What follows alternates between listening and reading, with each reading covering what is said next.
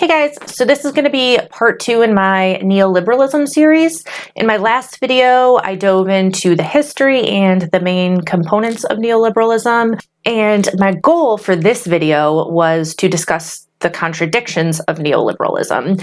But as I was researching, I found so much information, so many different directions that I could take this video.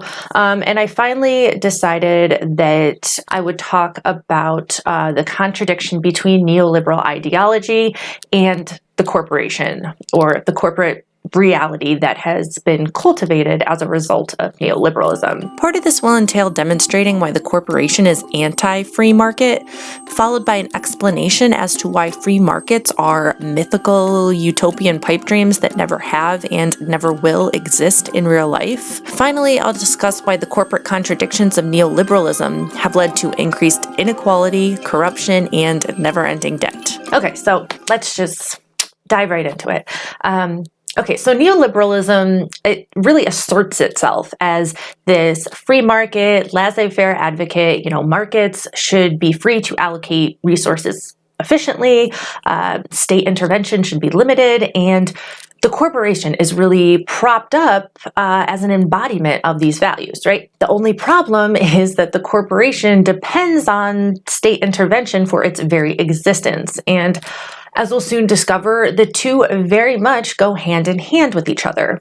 And this really undermines the position of the Chicago School neoliberal rhetoric being espoused. Part 1. What is a corporation?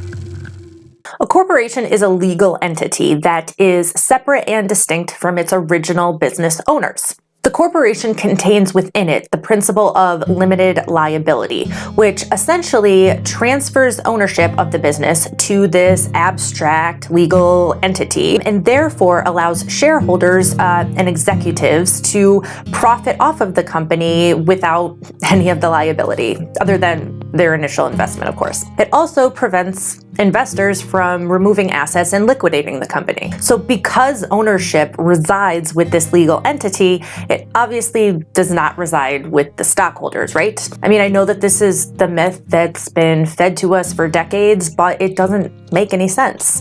Shareholders have no rights of possession. They can't use or remove corporate assets. If they attempt to physically set foot in a company they hold stock in, they will most likely be shown the door. If a company liquidates its assets, they are last in line to collect. And of course, they have no legal say in how a company manages its day-to-day operations. Of course, they have a vote in electing the board. And in some cases, they may actually have de facto control. But of course, the board doesn't have to do what the shareholders say. And ultimately, the only recourse shareholders have, if the board doesn't perform how they'd like, is to nominate someone else when the time comes. Stockholders aren't even entitled to dividends. That also lies with the board. And the board doesn't own the company either. The board simply acts on behalf of the company, but it doesn't own it, much like the board of directors of a school doesn't own the school, or a politician representing his or her town doesn't own the town, right? So we know that this abstract legal entity owns the company, but where does that power come from? Well, originally a business was granted its corporate status by a charter from the state. Nowadays, you usually don't need a charter, you just have to register with the state, but either way, the corporation gets its power from the state. And here lies the contradiction, or the first contradiction. The proliferation of state-created corporations doesn't really mesh well with the neoliberal ideology supposedly centered on free market fundamentalism, right? I mean, the corporation is literally a result of the government intervening in the free market. Well, the neoliberals couldn't really have that, could they? So after World War II, they decided to re-theorize the corporation as an entity based on private contract, which is owned by its stockholders, aka shareholders. This created the false impression that the corporation adheres to free market principles of private property and contract. And honestly, this is part of the reason the term free market is such a pie-in-the-sky idea to begin with. ANCAPs or neoliberals can spout free markets, limited government propaganda all they'd like. But the truth is that capitalism has always used the state as a weapon to push through its agenda.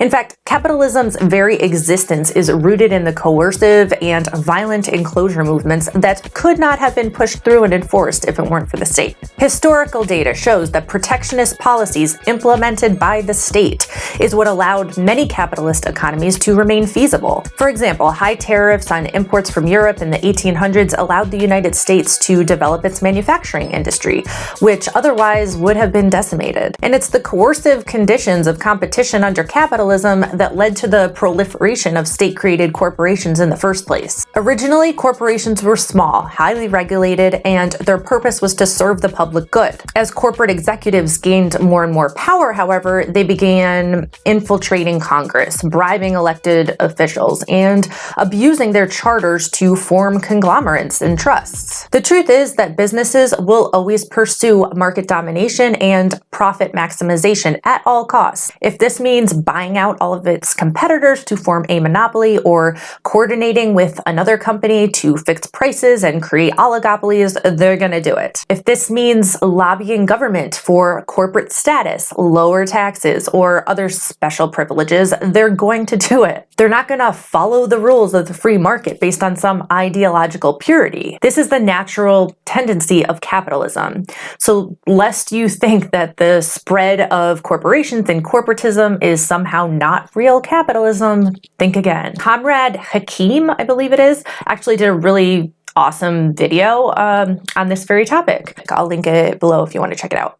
Okay, so taking all of that into consideration, I want to discuss the ways in which this contradiction between neoliberal market ideology and the corporate reality that's been cultivated has really shifted the corporate environment, including the way things operate in the boardroom as well as in the workplace.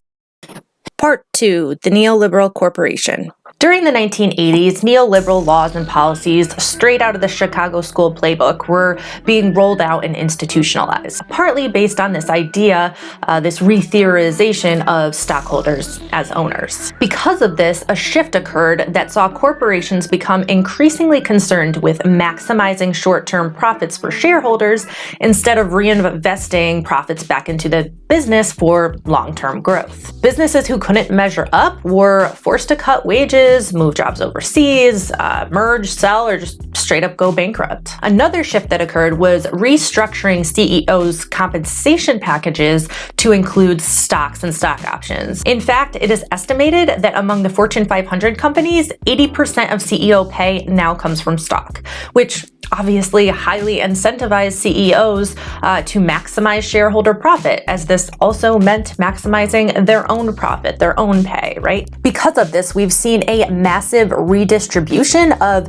business revenues away from the workers and up to the CEOs and investors who now receive more money than God, pretty much. A paradox has arisen where worker productivity actually continues to rise, surplus value increases, yet workers receive none of it. In fact, real wages have been stagnating or falling for decades now. And because of this redistribution upwards, the business itself suffers long-term consequences. I mean, if you're not reinvesting profits back into the business, whether it be on infrastructure, research and development, or job training, the business will start to deteriorate. As David Kepley discusses in The Corporate Contradictions of Neoliberalism, these problems in distribution that I just discussed really reflect the ways in which neoliberalism essentially reimposes the logic of scarcity onto an economy of abundance. Buildings are collapsing, workers can barely pay their bills, yet their bosses swim in a sea of gold. This contradiction that arose of workers being unable to afford the goods being produced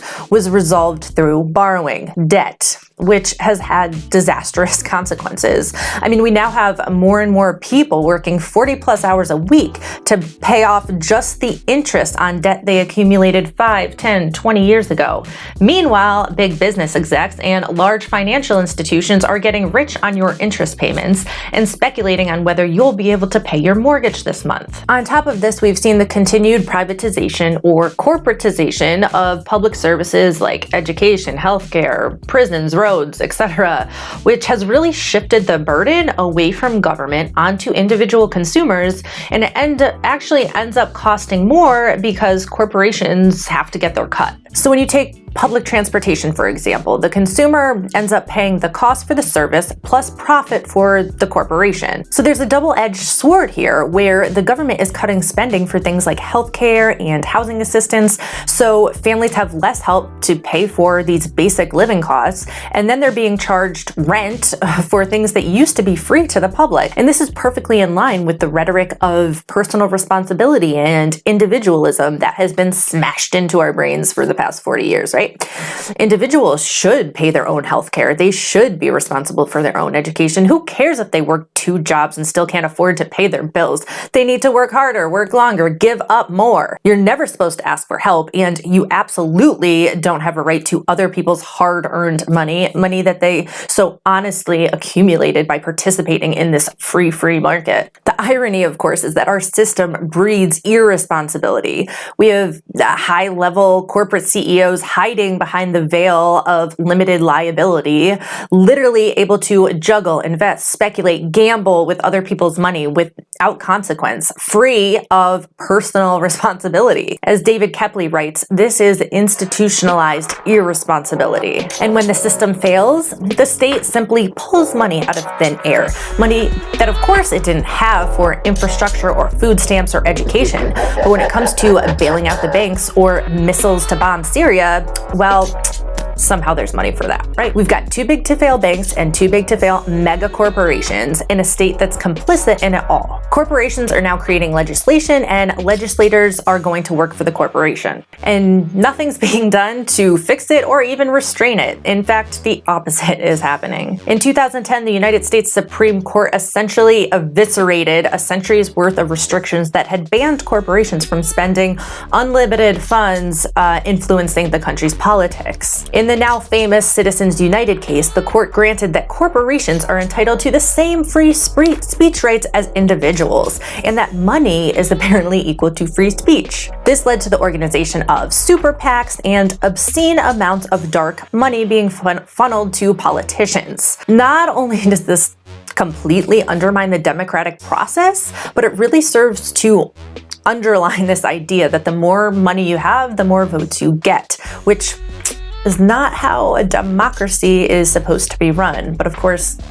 the word democracy has essentially lost all meaning. And then even when people get their hopes up for, certain politicians, take for example in 2016, we saw Donald Trump rail against the establishment, against big money, and he won. But then once elected, of course, he incorporated ExxonMobil and Goldman Sachs executives into his cabinet, proving that you can talk a good game on the campaign trail, but once you're in office, you fall in line and resume business as usual. There's so much more I could say on this topic. I mean, I didn't even talk about monopolies or the way globalization affects the corporations and the buildup of monopolies.